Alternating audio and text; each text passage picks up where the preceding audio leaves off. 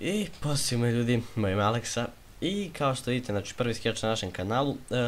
Ovih dana mi je bio jako loš internet i odlučio sam snimiti jedan skeč, pa eto ostavite taj like ako vam se sviđa, mislim ako hoćete još, meni ovo nije teško. Izvinjam se zbog lošije kvaliteta, znači naravno skečevi će biti mnogo bolji. Loši kvalitet je bio jer moj telefon, nekako kamera mu se zbuni kada snimam u nekom prostoru, tako da ostaćemo snimati neke skečeve na polju, ali nema veze, okej. Biće mnogo bolje, zahvaljujem bratu koji je sve to snimao.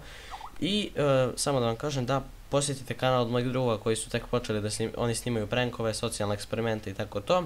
Oni su mi drugovi iz razreda, često ćete moći mene vidjeti u njihovim klipovima, tako da bacite im koji like, share, sub i to bi bilo to, znači uživajte u skeču, pozdrav svima.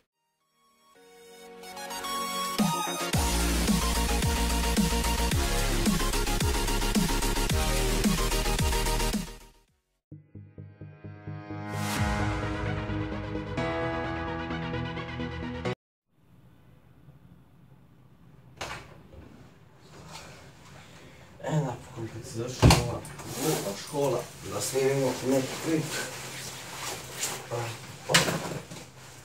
Samo dok se raspakao, idemo snimiti klip.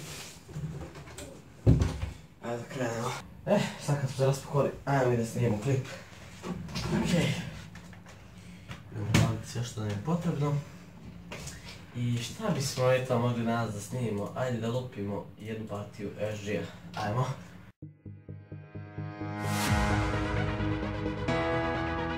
I ok ljudi, to je bilo to za klip, hvala vam što ste gledali, ako vam se video lupite like, share, sub, odrali smo sve likove danas i to je bilo to, pozdrav!